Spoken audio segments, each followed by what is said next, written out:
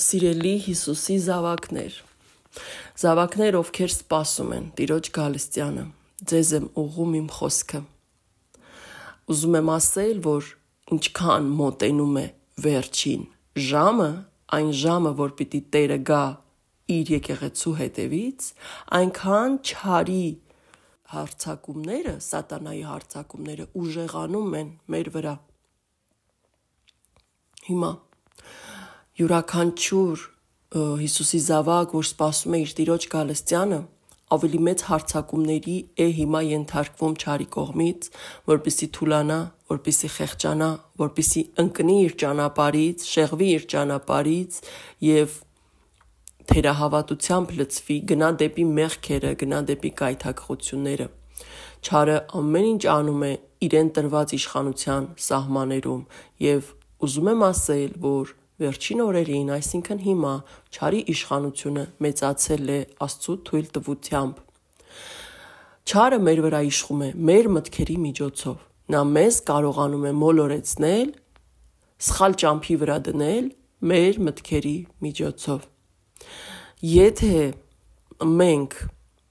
թուլանանք մեր Տիրոջ մեջ, մեր հավատի մեջ, մեր Աստծո մեջ, մեր աղոթքների մեջ, մեր վստահության մեջ դեպի մեր Աստվածը մի պահ թուլանանք, չարը այդ մի պահը այնպես կօգտագործի, որ քրիստոնյային ուղղակի կտապալի գետնին։ Նա մտքերի միջոցով մարդուն կարող է ուղղակի կործանել մի քանի օրում, մի քանի ժամում, նույնիսկ րոպեների ընթացքում, որովհետև Աստված թույլ է տալիս, որ չարը հիմա ավելի մեծ իշխանություն ունենա,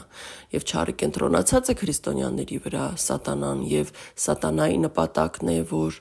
քրիստոնյաներին շեղի ճշմարիտ ճանապարհից, հատկապես Հիսուսին սպասող քրիստոնյաների վրա է հիմա ավելի շատ հարձակումները, եւ յուրաքանչյուր հետ կանգնած, նահանջած, թուլացած ճանապարհից շեղված քրիստոնյան, դա չարը սատանան համարում է իր համար մի հաղթանակ։ Հիմա մեր Տերը շուտով վերադառնալու է եւ այդ շուտով բառը օրորի ավելի կրճատվում է իր ժամանակի մեջ, հաշված օրերի մեջ, հաշված օրեր, ժամեր կան, որպեսզի մեր Տերը վերադառնա եւ մենք պետք է հասկանանք, որ սպասել չի նշանակում ուղակի սպասել, ուղակի ֆիզիկապես սպասել։ Ոչ, սպասել նշանակում է այդ ամեն մի օրն ու ժամը օգտագործել, որպեսզի ավելի մոտիկանանք մեր Տիրոջը, ձուլվենք նրան, ուղակի ձուլվենք։ Բայց ինչ է պետք, ինչ պիտի անենք առաջինը, պիտի մաքուր լինենք, մաքրվենք։ Տեր Աստվածը մեզ հագցնելու է ճերմակ զգեստ։ Ճերմակ զգեստը ինչն է խորհրդանշում, բացարձակ մաքրությունը։ Այսինքն մենք չենք կարող լինել թերի մաքուր։ Մենք չենք կարող լինել թերի մաքուր, ինչքան էլ որ մենք գիտենք, որ Աստծո ողորմությամբ ենք մենք արժանանում այդ պարգևին լինել Հիսուսի հարսը։ Միևնույն է, մենք չենք կարող լինել թերի մաքուր, մենք պետք է լինենք մաքրամաքուր, որովհետև այն բոլոր քրիստոնյաները, ովքեր որ լինելու են Տիրոջ կողքին, դա Տիրոջ սրբերն են, սրբերի Սուրբ Հիսուս Քրիստոսի սրբերն են, եւ այսինքն Սուրբ, որ նշանակում է մաքուր, մենք պիտի լինենք մաքուր, իսկ դրա համար ինչ է պետք առաջինը, մենք պետք է լինենք խոնար, այն մարդը, ով չունեցավ խոնարհություն, նա չի մաքրվի։ Ինչքան էլ որ աղոթես եւ ասես, Տեր ներիր ինձ իմ մեղքերը, այդպես ուղղակի չի լինի, եթե դու քո սրտում չընդունես, որ դու մեղավոր ես։ Խոսքերով չի լինի։ Մենք պետք է ընդունենք եւ զղջանք, զղջում է պետք։ Առանց զղջման, զղջացող սրտի, զղջացող կամքի չի լինի այդ ներումը, որովհետև Աստված նայում է մեր սրտերին եւ մեր սրտի կամքին, թե ինչքան ենք մենք ուզում նրան մոտիկանալ, նրանը լինել, նրան պատկանել, Տիրոջը պատկանել եւ ինչքան ենք պատրաստ խոնարհվել եւ ընդունել մեր սխալները։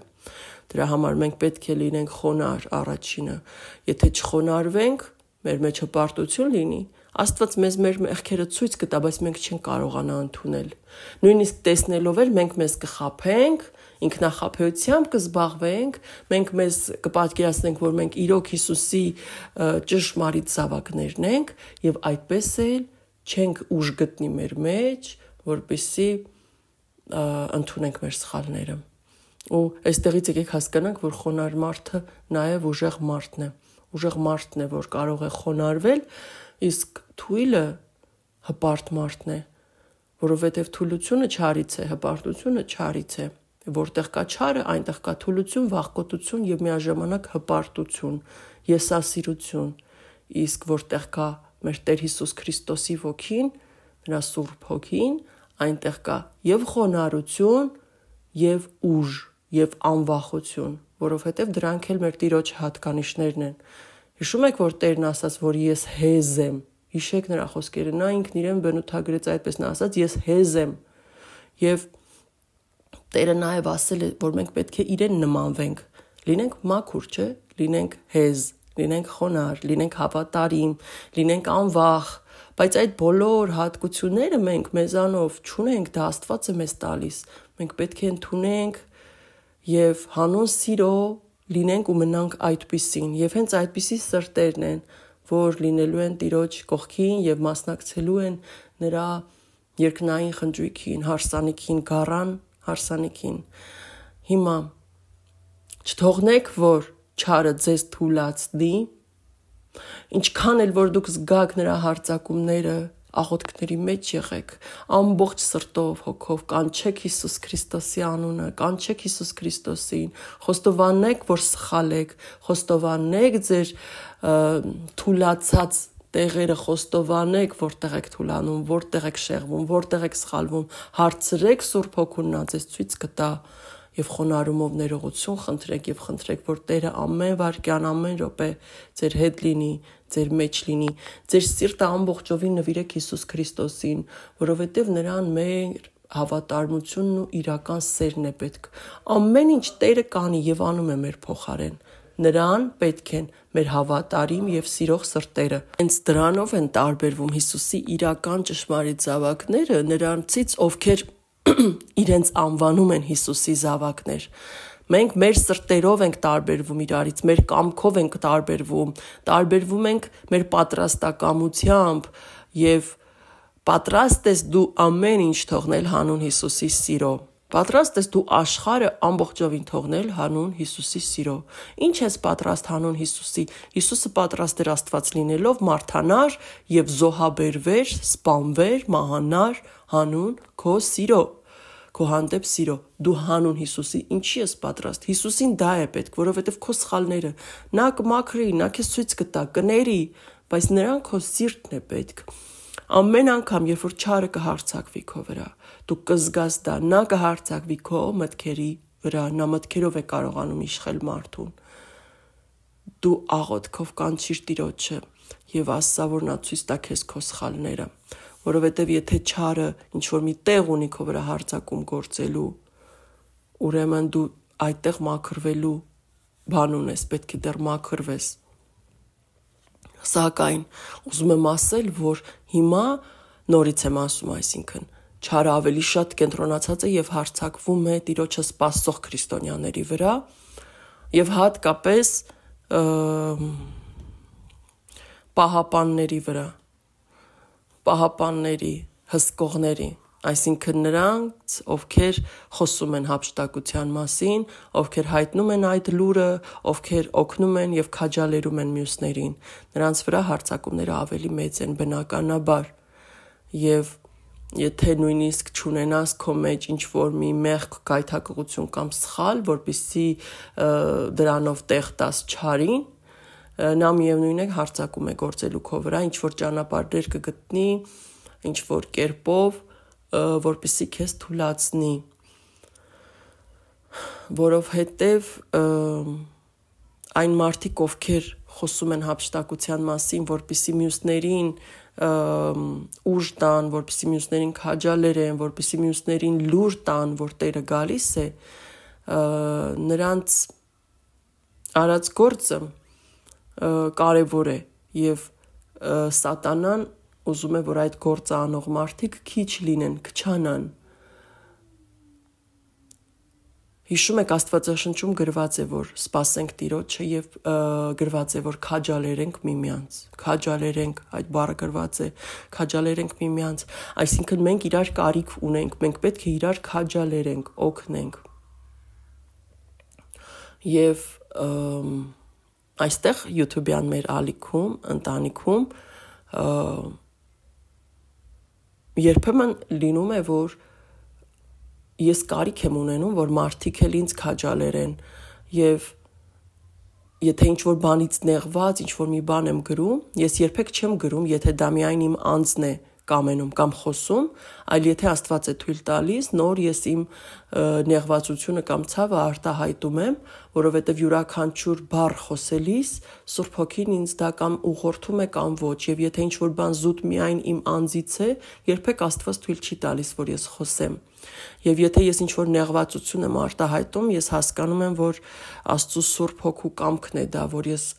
ասեմ, խոսեմ այդ մասին, եւ ինձ մարդիկ երբեմն գրում են, որ նեղվում ես, ոչինչ մի գրի, մի ասա, մի ցույց տուր քո նեղվածությունը, թեթև նայի, անցի գնա, նրանք մոռանում են, որ ես ամեն օր մտածում եմ, որ իրենց կողքին լինեմ։ Եվ երբ դուք ինձ նման բաներ եք գրում, դուք դրանով ինձ լավություն չեք անում, որովհետև ես էլ ձեր կարիքը ունեմ, ինձ էլ ձեր քաջալերանքն է պետք։ Եվ եթե դուք նեղվում եք նրանից, որ ես իմ նեղվածությունն եմ արտահայտում, իմ ցավն եմ արտահայտում, ուրեմն դուք ինձ քույր կամ եղբայր չեք, որովհետև դուք իմ կողքին չեք, դուք նեղվում եք դրանից, ուրեմն մի հետևեք ինձ, որովհետև իմ համար կարևոր է ձեր վիճակը, ձեր զգացողությունները, ես միշտ մտածում եմ ձեր մասին, ես ուզում եմ ձեր կողքին լինել,